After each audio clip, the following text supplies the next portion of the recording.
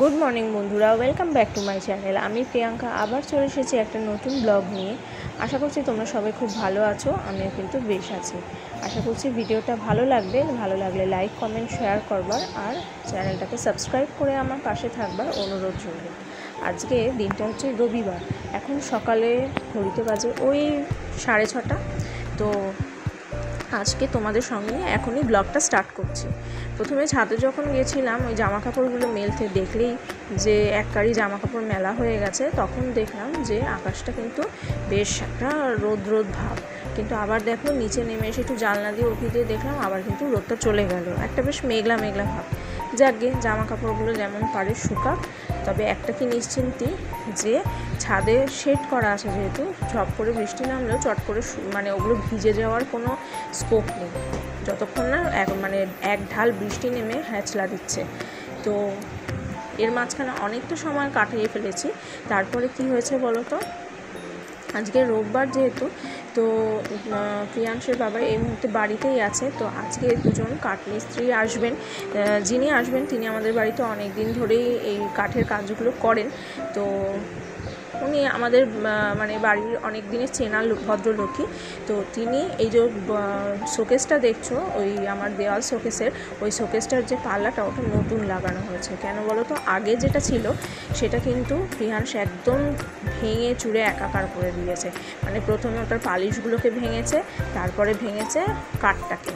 তা দেখো এখন আবার পাল্লাটাকে লাগানো হয়েছে। তো এই ভদ্রলোক একজন ওনার হেল্পার নিয়ে এসেছেন ওটাকে পালিশ করে দেওয়ার জন্য। তো আমি কিন্তু আগে আমার যে কভারের কালারটা ছিল, ওই যে শোকেসের যে ফ্রেমটা দেখছো বর্ডারটা, সেই নস্যি কালারটা, ডিপ নস্যি কালারটা ছিল।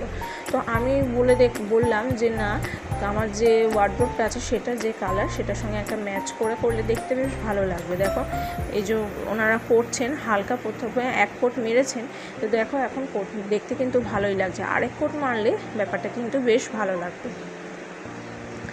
আসলে কি বলতো, বাচ্চা কাচ্চা ঘরে থাকলে এই উৎপাতগুলো তো চলতেই থাকে, যতই না করি ওরা এগুলো করতেই থাকে। এই দেয়াল শোকেসগুলো আমাদের বাড়িতে অনেক পুরনো, এই বাড়ির বয়স প্রায় 40-এর ওপরে, 45 বছর 46 বছরের কাছাকাছি।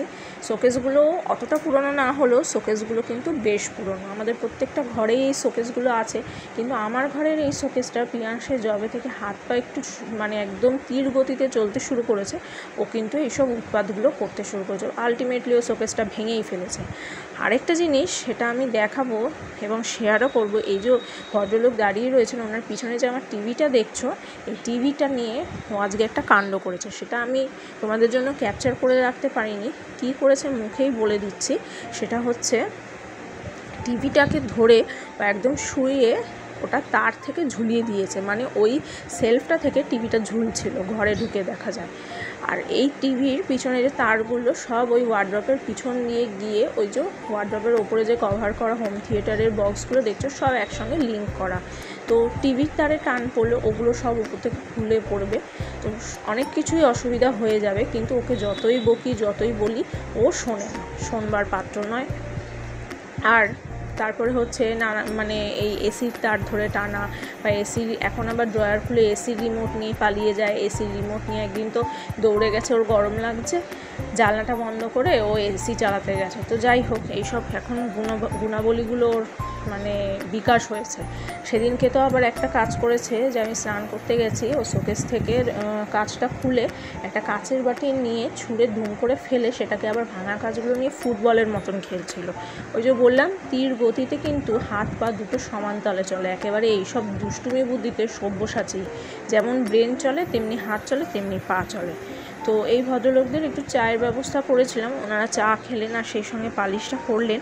তো দেখো এখন পালিশটা করে দেখতে কেমন লাগছে সেটা কিন্তু অবশ্যই জানিও। আর আরেকটা জিনিস হচ্ছে, এই যে দেখো, এটা কিন্তু উনি বললেন যে দুপুর 12টা পর্যন্ত এইভাবেই রেখে দিতে, যাতে একটু টাচ না করা হয়, টাচ করলেই হাতের ছাপ বসে যাবে। তাই এখন কিছুক্ষণ এই ঘরটাকে বন্ধ করে রেখে দেবো, যাতে প্রিয়াংশ একদম ঢুকতে না পারে। আর এখন আপাতত আমাদেরও ওইখানে কোনো কাজ নেই, কারণ ভিতরে যা বালিশপত্র গুছিয়ে রাখার, ওগুলো তো ওনারা আসার আগেই গুছিয়ে রাখা হয়ে গেছে। ওখানে আর কিছু জিনিস রাখারও নেই, আবার ওখান থেকে কিছু জিনিস নামানোর নেই। আর এই যে টিভির কথা তখন যেটা বলছিলাম, আমার যখন কোভিড হয়েছিল তখনও ও এই একই কীর্তি করেছিল। সেটা আমি এতদিন পরে ওর বাবাকে বললাম, মানে এটা হয়েছিল 2020 সালে, তখন তো আরও ছোট।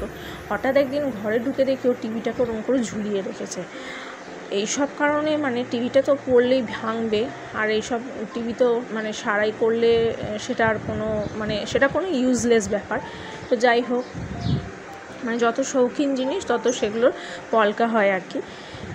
তো আমি সেই সময় সেই ভয়েতেই যাতে টিভি ফেলে না দেয়, সেই ভয়েতে ওকে আমি প্রায় 20-22 দিনের জন্য আমার মায়ের কাছে পাঠিয়ে দিয়েছিলাম।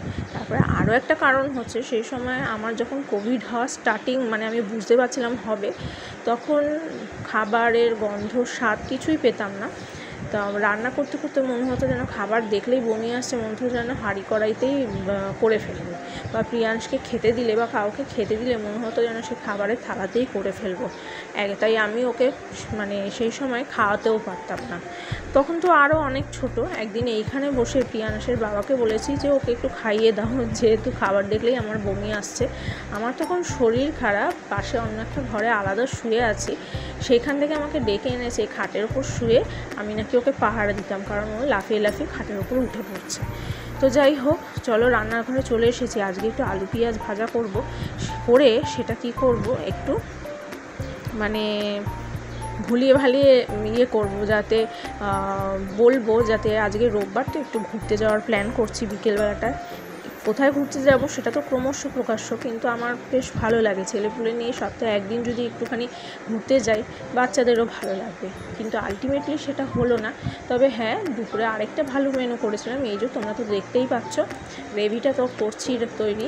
আর দুপুরে খাওয়ার জন্য এই যে মাছের ঝোল, আর ওই যে আলু উচ্ছে সিদ্ধ, আর ওইদিকে চিকেনটা কিন্তু আমার ভাজা হয়ে গেছে। আর এই যে রাত্রের মেনু তো তোমরা দেখতেই পেলে, চিলি চিকেন আর হচ্ছে রুমালি রুটিগুলো অবশ্য বাইরে থেকে কিনে আনা হয়েছে। আর এই যে এটা হচ্ছে পরের দিনের সকাল। দেখছো ওই পাখিটা কি সুন্দর বসে আছে, এই পাখিটা আমার অদ্ভুত ভালো লাগে। আর এই যে চলো দেখো, তোমাদের একটা সুন্দর জিনিস দেখায়। কী গাছ বলো তো এটা কিন্তু আমি আলটিমেটলি জানি, তোমাদের আর জিজ্ঞেস করবো না। সেটা হচ্ছে এটা কিন্তু উচ্ছে গাছ। কারণ এই গাছটা, এই টবটাতে আমি উচ্ছের বীজই ফেলেছিলাম। হ্যাঁ, কারণ এই টবটার মধ্যে একটা শুকনো তুলসী গাছ ছিল, সেই তুলসী গাছটা তো মরে গেছে, তুলে ফেলেছি। সেই জন্য মাটিটাকে জল দিয়ে নরম করে এটার মধ্যে তারপর আমি একটু উচ্ছের বীজই ফুটিয়ে করেছি।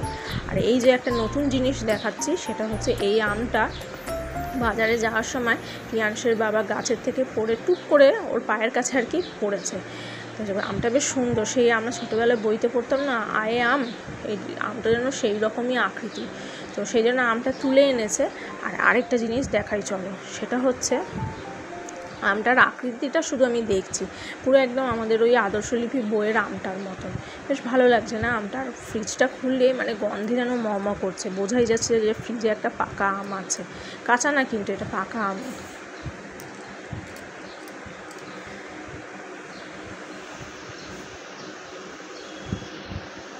আর চলো আরেকটা জিনিস দেখাই, সেটা হচ্ছে যে কালকে বাবা এসে দিয়ে গেছে এই যে 1 ডিব্বা আমের আচার, গুড় দিয়ে আমের আচার। ও দেখে যা মনটা ভালো হচ্ছে না, মানে কি বলবো। সকালবেলা একটু খাবো কিনা ইতস্তত করছি, কিন্তু ইতস্তত করে কী হবে, জীবন তো একটাই, বলো। চলো আগে একটু খেয়ে টেস্ট করে নিই, মানে লোভ সম্বরণ করা যাচ্ছে না আর কি। ওই জন্য মায়ের হাতের আচারটা কিন্তু বেশ ভালো হয়। আগেরবারও প্রচুর পাঠিয়েছে, তা 20 কিলো আমের আচার দিয়েছিল। মানে সেই আম কাটতে কাটতে নাকি বটির ধারই কমে গেছিলো। তো এখন আচারটাকে একটু রোদে দিয়ে দিলাম, পিঁয়াজ ওঠার আগে এটাকে আবার সরিয়ে ফ্রিজ আপ করে নেব। আগেকার দিনে তো মা ঠাকুমারা তো এরকম রোদে দিয়েই আচার বানাতেন, সেটাকে সংরক্ষণও করতেন। আমরা নয় এখন ফ্রিজ আপ করে রাখি, কিন্তু দেখো, আর আচারটাও দিয়েছি কিন্তু আমার গ্রিপের মধ্যে, যাতে আরেকজন উঠে মানে এটাকে টুক করে ফেলে না দেয়। আর এই যে কিছু লেবু, সেটা হচ্ছে বাবা এসে দিয়ে গেছে প্রিয়াংশের জন্য, কারণ ওকে দেখতে এসেছিলো আর কি, ওকে দেখতে এসে এই লেবুগুলো দিয়ে গেছে।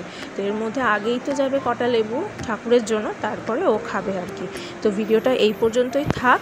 ভিডিওটা ভালো লাগলে অবশ্যই লাইক কমেন্ট শেয়ার করবেন, আর চ্যানেলটাকে সাবস্ক্রাইব করবেন।